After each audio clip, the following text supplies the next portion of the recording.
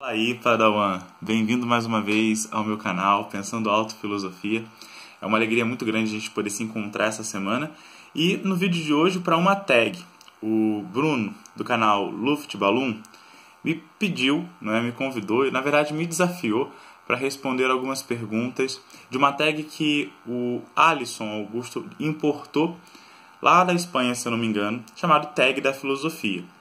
Então, só para explicar mais ou menos como é que funciona essa tag, nós temos um conjunto de 4 perguntas fixas que nós devemos responder nos nossos vídeos e uma quinta pergunta que ela é variável, que ela muda de acordo com a pessoa que você vai desafiar, não é? Então, eu vou responder as 4 perguntas que chegaram para nós desde o Alisson e aí passaram pelo Bruno e aí chegaram até mim, não é? E vou responder a quinta pergunta que o Bruno deixou para que eu pudesse responder. E vou desafiar alguém no final do vídeo para que ele responda também as 4 perguntas e responda uma quinta que eu vou elaborar para ele. Bom, antes de mais nada, eu queria te pedir para você se inscrever nesse canal, esse espaço aberto que nós temos, democrático, para pensarmos juntos, acionar as notificações e, sobretudo, já dar like nesse vídeo.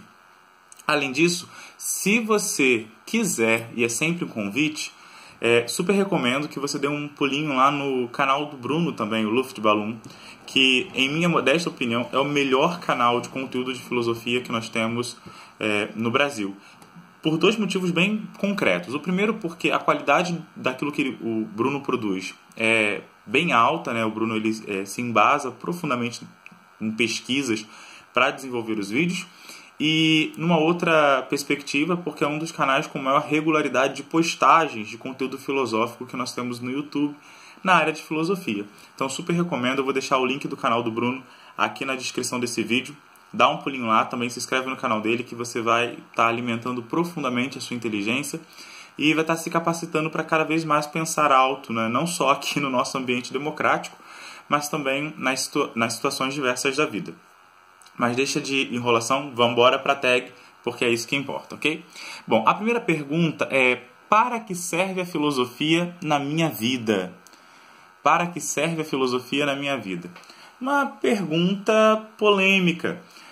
E por que polêmica? Porque se você já me ouviu falando sobre a utilidade da filosofia alguma vez, se você já participou de alguma palestra minha, ou mesmo já assistiu alguma aula, você já me ouviu dizer que a filosofia não serve para nada, né? E isso é uma coisa que eu tenho dito com uma relativa frequência, né? Me baseando, me ancorando naquilo que o Aristóteles diz, né? De que a filosofia ela não serve para alguma coisa, que ela é uma finalidade em si mesma. Então vamos fazer o recorte da pergunta. Nessa perspectiva, eu realmente penso nisso, que a filosofia, para mim, Pedro Paulo, ela não tem uma finalidade posterior a ela, né? Eu comecei a estudar filosofia pela filosofia, eu continuo estudando filosofia pela filosofia. Então, assim, ela para mim se configura, assim como a literatura, numa finalidade em si mesma. Porém, a pergunta ela é um pouco mais emocional, um pouco mais emotiva, porque para você, né, para que serve a filosofia na tua vida? E aí as coisas talvez possam mudar um pouco de sentido, né? A filosofia, para mim, ela me ajuda a encontrar sentido. E aí parece uma coisa, talvez beirando a religiosidade, mas não é. Ao se colocar as perguntas, ao me colocar as perguntas, ao me desafiar, ao tempo todo a leitura filosófica me obrigar a rever e repensar os meus conceitos, as minhas convicções, a atividade filosófica ela me ajuda a encontrar sentido até no não sentido das coisas que me acontecem, né? Nesse trajeto da existência, muitas vezes passei por situações em que o consolo, a possibilidade de um equilíbrio mental, emocional e afetivo vieram realmente da capacidade de filosofar, né? De perceber a transitoriedade das coisas, a transitoriedade dos momentos. Então, a filosofia ela serve para encontrar sentido, para dar sentido, muitas vezes, à minha própria vida. Além disso, ela também serve para me manter muito humano, né? Nesse mundo tão tecnológico que a gente vive, em que todas as relações elas tendem a se liquefazer e os comprometimentos tendem a a se tornar menos sólidos, a filosofia ela me ajuda a me manter muito humano. Ok? Segunda pergunta, qual filósofo mais te influenciou? E essa talvez seja a pergunta mais fácil para que eu possa responder, porque sem sombra de dúvida a filosofia que mais produziu ecos na minha existência foi a filosofia de Emmanuel Levinas. Levinas é um autor que não é tão conhecido no Brasil. Eu comecei a estudar Levinas no ano de 2008, a partir de 2008, e desde então me dedico à pesquisa em Levinas. A minha monografia no bacharelado em filosofia foi sobre Levinas. Depois, na pesquisa para licenciatura em filosofia, também pesquisei Levinas, a questão da alteridade na sala de aula, o dar aula como possibilidade do encontro com o outro. No mestrado, a minha pesquisa é sobre a ética da responsabilidade como uma resposta ao preconceito, a partir de uma análise da própria genealogia do preconceito. Então, apesar do Levinas não ter falado dessas coisas explicitamente na sua obra, é a partir dele que eu faço a reflexão no mestrado. Então, sem sombra de dúvidas, o Levinas ele é o filósofo que mais me influenciou, tanto academicamente, nesse trajeto que eu fui partilhando com você, como também existencialmente. Acho que a filosofia do Levinas, apesar de não ser uma filosofia principialista, ele pensa uma ética que é uma ética desvinculada de ordens e princípios para a ação.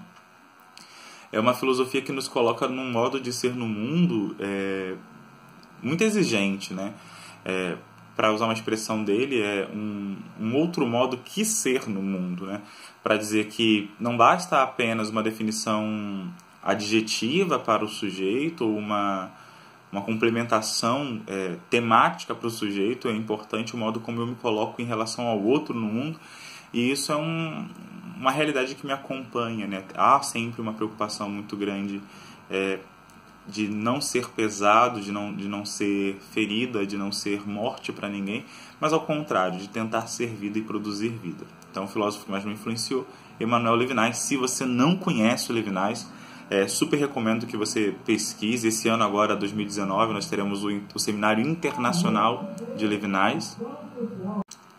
A terceira pergunta é se nós precisamos ter um diploma para ser filósofo, É preciso ter diploma para ser filósofo? E aí, de novo, é uma pergunta polêmica, porque entre os estudiosos de filosofia existe uma certa dificuldade com a aceitação do termo filósofo. E nesse sentido eu até concordo com o Mário Sérgio Cortella. Numa entrevista, o Cortella dizia que a gente acabou criando uma noção muito equivocada de filósofo no Brasil.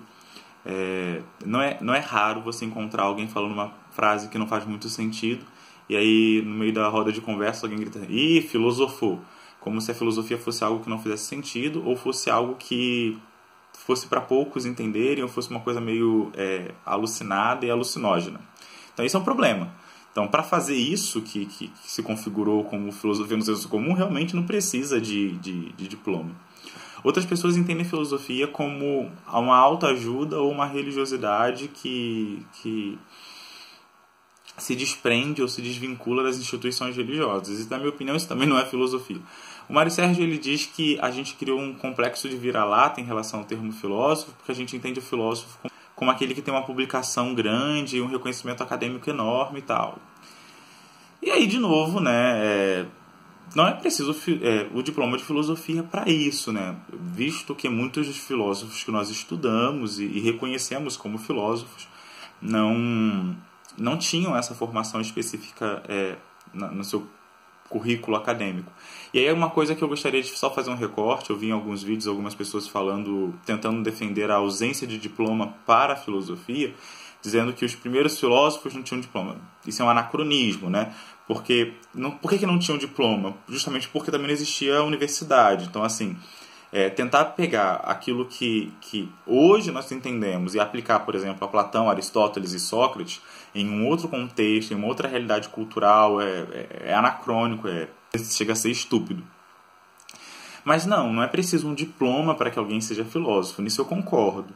A filosofia, ela é, como Foucault diria, muito mais um modo de colocar-se na existência, um modo de se colocar no mundo, que propriamente só um conhecimento acadêmico.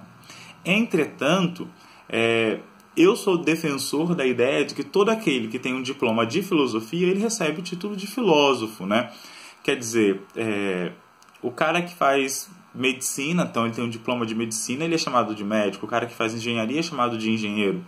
O cara que faz filosofia, em minha modesta opinião, ele é filósofo, um pesquisador da história da filosofia, e eu acho que esse adjetivo profissional super encaixa, então eu acredito nisso.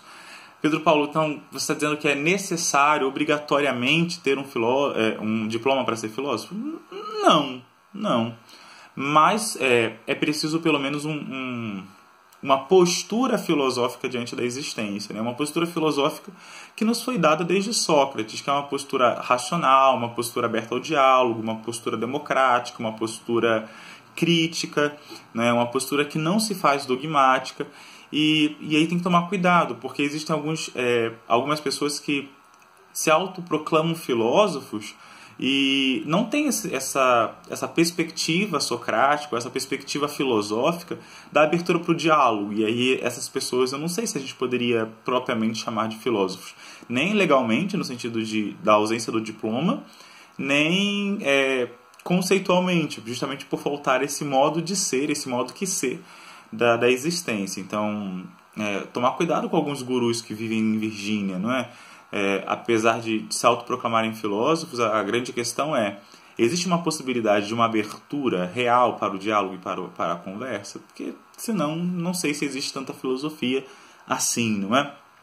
A nossa quarta pergunta é: que futuro você vê para a filosofia? Que futuro você vê para a filosofia? Eu acho que a filosofia ela tem passado por um processo de reconfiguração de si mesmo. E o que eu quero dizer com isso? O pensamento filosófico hoje ele não está mais tão preso, tão atrelado ao universo interior das universidades como já esteve em alguma época da história do Brasil. Eu penso que a filosofia hoje ela tem se popularizado muito mais, e graças à obra de pessoas que, você gostando ou não, fizeram um trabalho fantástico no Brasil. A gente tem aí o Leandro Carnal, nós temos aí o Mário Sérgio Cortella, o Clóvis de Barros Filho, o Pondé, nós temos a Márcia de Bury. Então, assim, são pessoas que popularizaram muito a filosofia, porque conseguiram chegar às ágoras do tempo de hoje, que são os grandes meios de comunicação em massa. Nós temos o próprio Olavo de Carvalho, que apesar de eu não o reconhecer como filósofo, eu reconheço como um cara que é um profundo leitor de filosofia e um disseminador do pensamento filosófico. Nós temos aí canais de conteúdo super seguros, como por exemplo o do Alisson, né, que eu já referenciei antes, e o do Bruno Luft Balloon, que são canais de conteúdo filosófico. Nós temos o canal do Isto Não É Filosofia. Enfim, são inúmeros canais que hoje popularizam o pensamento filosófico e tornam a filosofia um pouco mais comum. Também o fato da filosofia ter voltado para o ensino médio acho que é um ponto positivo. E quais são as consequências disso para o futuro, né? Assim, pensando na filosofia no Brasil mais do que a filosofia no mundo. Eu acho que a filosofia ela tem a potencialidade de ajudar as pessoas a não se deixarem influenciar ou se deixarem levar por aquilo que é o óbvio e o evidente das situações que estão postas, né? E por que eu estou chamando a atenção para isso? Porque talvez hoje a grande discussão não seja mais sobre a substância do ser ou sobre o princípio arqueológico de todas as coisas, no sentido de arqué. Talvez hoje nós, como filósofos, não tenhamos mais que responder sobre de onde vem o conhecimento humano, se é da razão ou se são dos sentidos. Existem ciências mais aplicadas que conseguem dar respostas profundamente satisfatórias para essas questões, mas a filosofia ela continua investigando e buscando o humanismo do homem que se coloca as perguntas. E eu acho que a função da filosofia daqui para frente é justamente ajudar o homem a não perder a conexão consigo mesmo, a não perder a conexão com a própria humanidade, porque o simples fato de produzirmos tecnologia não quer dizer que nós possamos e devamos usar essas tecnologias sem nenhum juízo prévio, sem nenhuma reflexão prévia acerca das consequências que isso tem para a vida dos outros, né? Então eu acho que a filosofia ela vai ter cada vez mais um papel de ajudar o ser humano a se manter humano, né? A não se manter passivo diante das situações que se põe e a desenvolver cada vez mais esse espírito crítico, mesmo no sentido de crisol, mesmo no sentido de separação, né? Quer dizer, olhar a realidade, separar dela aquilo que talvez não seja tão valioso, tão precioso, e se ater àquilo que de fato é o mais essencial, que é a capacidade humana de pensar as coisas com profundidade, com espírito crítico. A nossa última pergunta, né, que é a pergunta que o Bruno me fez, qual obra de filosofia... Não, errei a pergunta. Qual pensamento filosófico é mais necessário para os dias atuais? Essa é a pergunta que o Bruno me fez. Qual pensamento filosófico é mais necessário para os dias atuais? E como um leitor de Levinas, né, apesar de não achar que sou um levinasiano, porque eu acho que não entendo Levinas tão profundamente quanto eu gostaria, eu acho que o pensamento filosófico mais necessário para os dias de hoje é justamente o pensamento ético.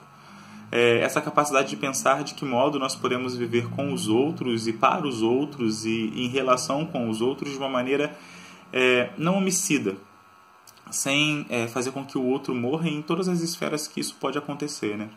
A gente pensa na violência sempre a partir da violência física, sempre a partir do homicídio que veta ou que impede o fluxo metabólico e biológico do organismo do outro. Mas eu tenho me convencido cada vez mais de que o homicídio ele se inicia bem antes, ele se inicia a partir do momento que você não permite ao outro ser outro. Então, é importante pensarmos modos de existência que reconheçam as diferenças, que reconheçam a existência dos outros enquanto outros, sem uma pressão de prendê-los àquilo que eu digo que é verdade ou aquilo que qualquer eu diz que é verdade, né? Então, o pensamento filosófico mais importante para o nosso tempo, em minha opinião, é o pensamento ético. E aí, eu queria deixar para o João, né, do canal Isto Não É Filosofia, que é um canal que eu também super recomendo, vou deixar linkado aqui embaixo, dá um pulinho lá e confere o conteúdo deles, que é um conteúdo fantástico. As 4 perguntas primeiras desse vídeo, né? Então, para que serve a filosofia na minha vida? Qual filósofo mais te influenciou? Se é preciso um diploma para ser filósofo? E que futuro você vê para a filosofia? Essas são as perguntas fixas. E quero deixar uma 5ª pergunta para que ele possa responder, dando sequência a essa tag, que é: qual obra de filosofia mais te impactou e por que ela causou um impacto em você? João do Isto Não É Filosofia. Vai ser uma alegria muito grande poder conferir sua resposta. E se você assistiu esse vídeo até aqui, não deixa de também responder a essa tag na caixa de comentários. Para mim é super importante saber o seu posicionamento, sua opinião sobre essas questões também. E vamos juntos pensar alto, pensar unidos, para que a gente, pensando juntos, pensando alto, possamos pensar um mundo melhor. Forte abraço, que a força esteja com você.